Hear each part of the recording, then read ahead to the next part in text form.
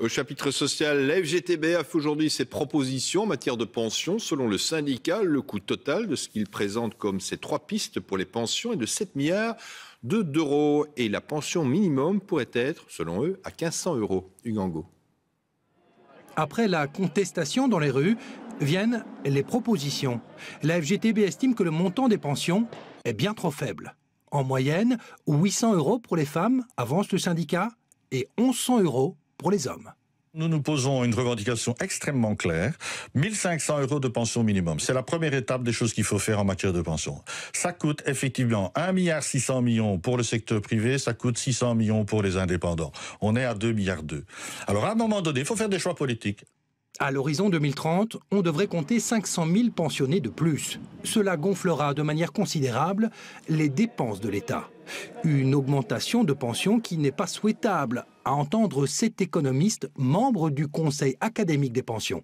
Il faut avant tout, dit-il, aider les jeunes. Aujourd'hui, on trouve plus de familles pauvres dans les familles monoparentales et dans les moins de 30 ans que dans les plus de 65 ans. Ça, c'est la réalité. Il y a la majorité des jeunes de moins de 30 ans aujourd'hui qui travaillent avec moins de 1500 €. Pourquoi voulez-vous verser aux pensionnés un montant supérieur de pension que ce que les jeunes gagnent?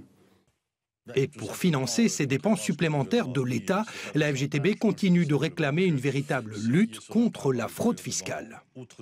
Je répète, entre 25 et 32 milliards qui échappent à la fiscalité dans ce pays. On prendrait 10% du chiffre par an. On prendrait 10% du chiffre le plus bas, il n'y a plus de problème budgétaire. On ne peut pas seul faire l'effort de lutte contre la fraude fiscale. Sinon, elle va directement, si vous voulez, se déplacer dans les pays voisins. Et donc, c'est quelque chose qui échappe à notre pouvoir national. D'une certaine manière, il faut une coordination européenne là-dessus. Il y a un plan d'action européen. Mais évidemment, je suis favorable à ça. C'est une équité fiscale. Que l'on soit syndicaliste ou économiste, tout est au final une question de priorité et donc de choix politique.